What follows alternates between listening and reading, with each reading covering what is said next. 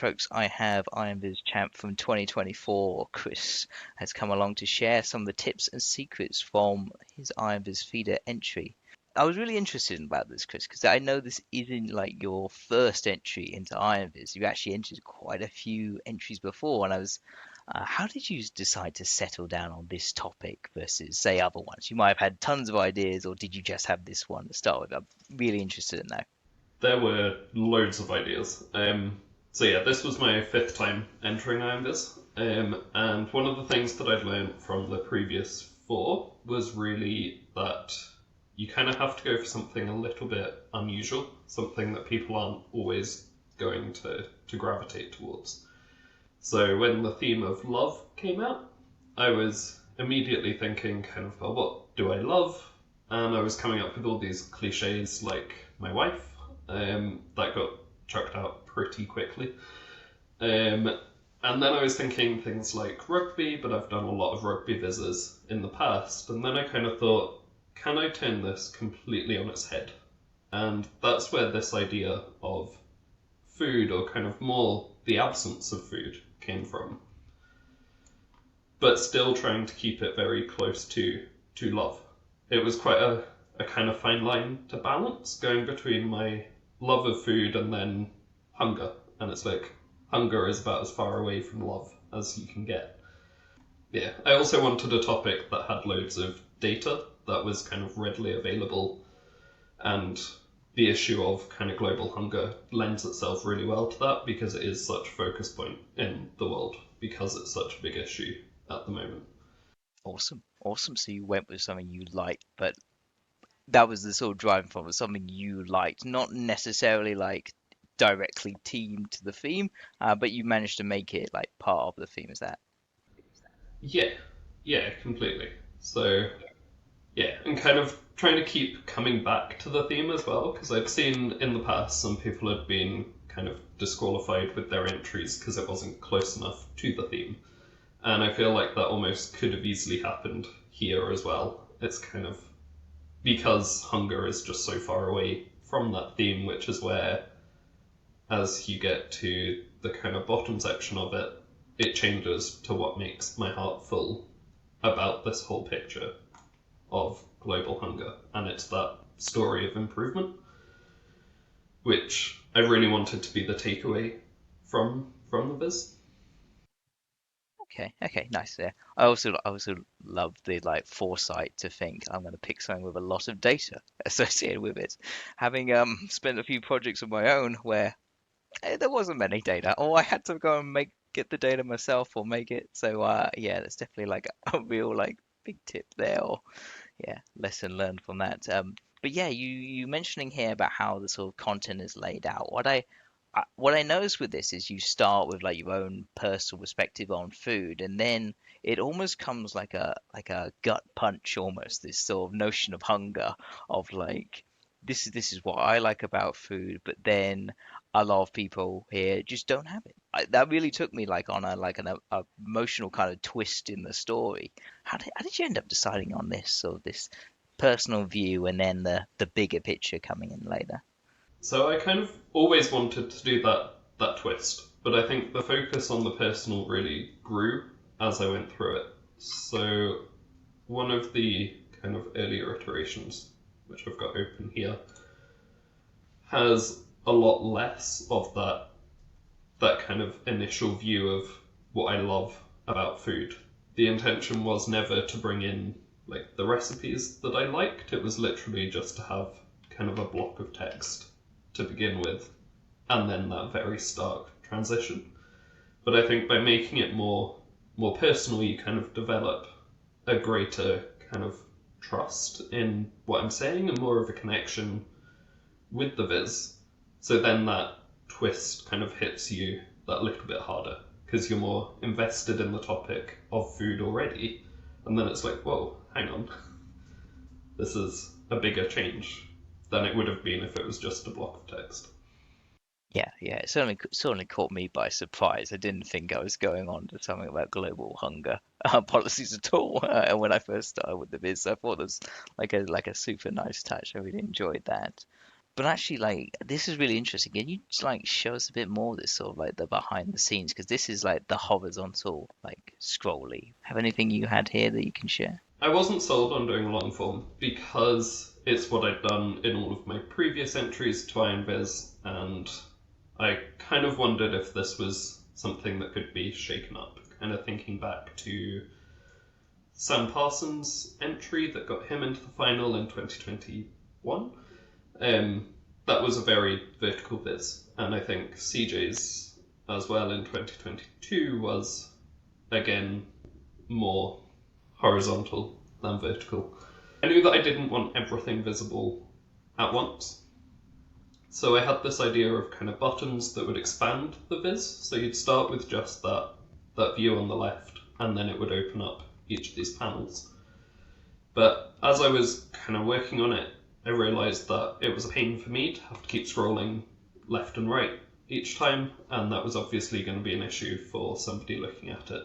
So I kind of went from that into this more one-page view, where I'd gone a bit further, so it's a bit more developed, and you would then have these buttons that would kind of let you turn the page of the Viz, which I liked a little bit more, but it was still kind of missing something. It didn't feel like an Iron Viz entry, which is where, for me, it had to then become a long form. And I think one of these is probably, yeah, so this was the first kind of view of it turning into that long form. Some charts that didn't make the cut here. Yeah, it didn't make it at all. I kind of simplified stuff a lot. And this again came from looking at past entries. So I think the big inspiration for this one was possibly Hesham's in 2019, where he had these kind of curvy lines on a map and called out a few countries that he really wanted to focus on within his Viz. And that was very much the intention and something that I wanted to do. But as I was kind of looking at these countries of Madagascar, Haiti, and Sierra Leone, kind of one of them very, very much struggles with conflict, one of them struggles with natural disasters, and Madagascar, I think, is the kind of richest country in the world that doesn't qualify for financial aid from other countries. So there's kind of a different challenge in there as well. But the more I looked into it, the harder it was to kind of pull out how all these things were linked. And I also wanted to make it more kind of generic so that people could drill into the bits that were interesting for them, rather than just, here's what I found about these three very specific scenarios in the world. It's interesting how you mentioned this sort of like drill in, drill out. I've noticed in the final Viz, there's actually quite a lot of that's used with show hide containers, so that the user can go and learn a bit more if they want to. What I was interested in is understanding how you decide on what makes the cut, what gets shown here, and what gets hidden behind like a show hide container. Yeah, so just going into the show hide, you can see here you've just got that kind of overview of each of the regions, and then you can drill in to them. And the reason for that was I wanted to not show too much all at once, because if you show all of the countries in one go, there are 200 countries in the world. It's just too tight. Nothing really has the space to breathe. Whereas doing it this way, you click into one of these regions, but they've all got their kind of own space. None of the circles are overlapping, and you can just explore the data a lot more freely. It also allows you to focus on the countries that are more of interest to you. So say you did want to come in and look at where the highest rates of undernourishment were, you can, but you can also drill into kind of looking at where you're from and your own region and see if there are any kind of trends around there. Obviously, Europe and North America isn't that insightful when it comes to undernourishment on a kind of global scale. I found it shocking that there were countries that kind of have such high percentages still. It's kind of 4 or 5% isn't a massive number, but it's still, like, we're talking hundreds of thousands. And this is awesome because I like this how you've almost like taken the idea of the small multiples and you've used that as part of I'm going to show the overview and let people actually the audience go and decide what they want to see next. So handing like that control over to your judges to the audience to actually go and find the data that they're interested in. And I think that also gave me scope for kind of a lot more analysis to be tucked away in here. It's kind of each of these regions has its own couple of paragraphs at the top where I talk about different countries and the situation around the world, and to have all of that on one page, it's just way too much text. And it's kind of, nobody's going to sit and read all of it. And if there's too much text, you're probably less likely to read any of it. Whereas if you click into one of these, you're at least going to read those two paragraphs. You've kind of registered that investment in the person. They've clicked, they've invested in it, so now you've given them a bit more. But I do like how you've helped them along the way by using this color coding to highlight parts in the chart with parts in the text to make that a bit more engaging. Because even for me, I haven't read the first paragraph, but I've been able to pick out those country names immediately.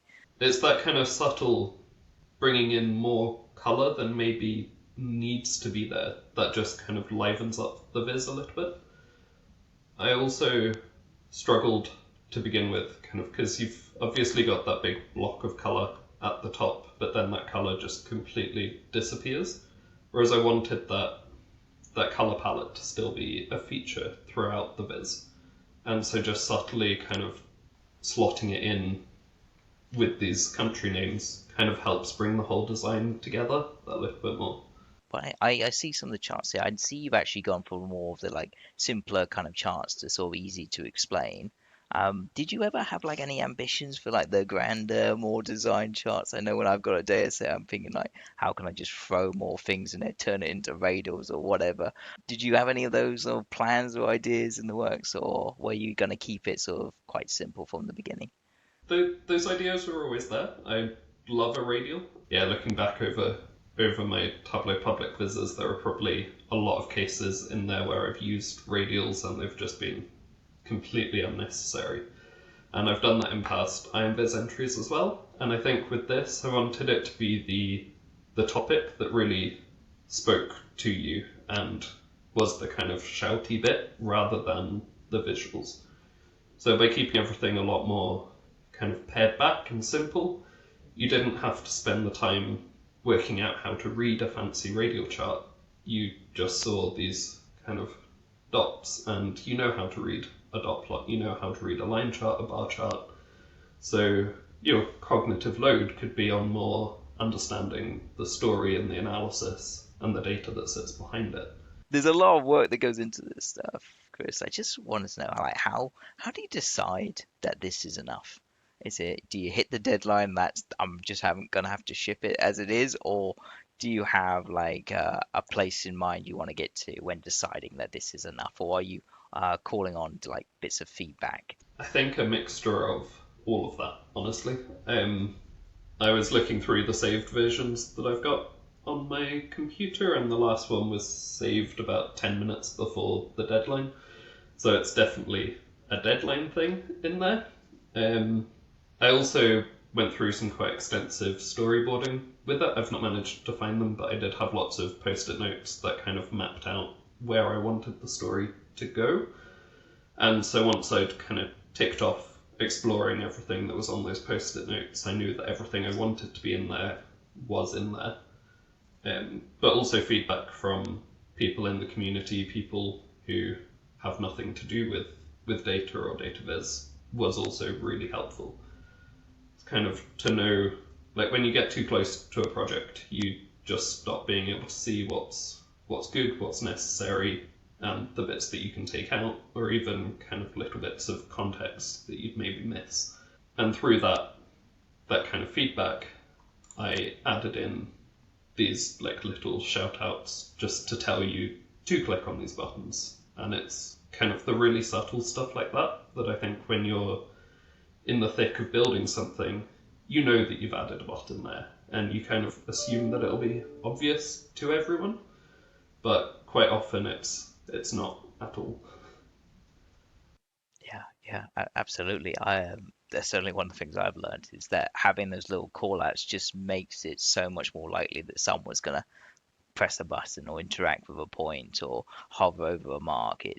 And there could be a lot of work you've got on there. Like you've got all that analysis you've done just almost gets missed, which is someone may think that that just expands the chart, but actually it does a lot more, and you put a lot of work into that. So yeah, definitely trying to get that in front of more people is definitely a good thing.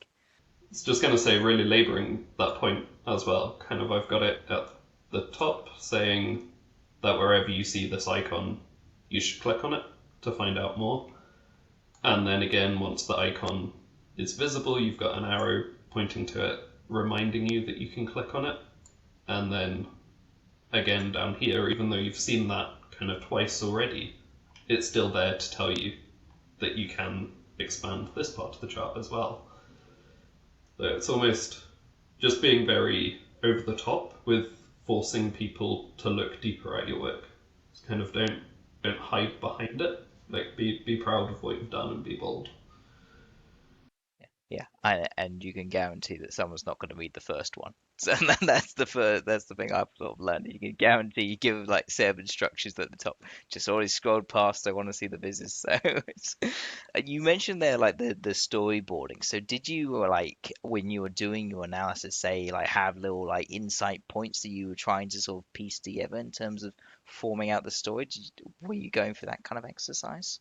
Yeah, completely. So as I was looking through the data, there were certain bits that were standing out to me, and as you research topic, there are kind of little snippets that you want to throw in there. Yeah, they were on kind of separate post-it notes to the main story, and it was just nice to kind of find ways to slot those in. So looking at this section in here, as you open one of these, you've got these kind of call outs to each section of the chart that really brings through those insights in a really clear way. And each of these you can drill down into a deeper layer of that metric and again see little kind of call outs of insights that are within it. Did you have anything else you wanted to share on this? The kind of key takeaway being that like you can influence this kind of picture as well, kind of really gives the viewer something to think about going forward and kind of how they can have an impact on the bigger picture of global hunger as well. Having that real call to action just rounds everything off quite nicely and gives somebody something to take away from it. It's almost the so what at the end of a story. You've taken this person on this kind of journey. It shouldn't just end here. It's like you can now give them an action that they empower them to say that actually they can go and make a change. A nice way to end the Viz. Lastly, Chris, did you have anything else coming up? You know, what should people be looking out for? What's coming next from you? So I think the main thing that I've been working a lot on since Viz is my website, westlakeanalytics.com, where I'm posting blogs and tutorials and stuff like that every couple of weeks. I've also got a series of blogs that I've been doing around the Viz qualifier contest, kind of giving you some tips, some insights, some basically more of what we've talked about today and kind of how I've grown in terms of my Viz entries over the last 5 years. Thank you so much, Chris. That's awesome. Look forward to seeing you judging the final.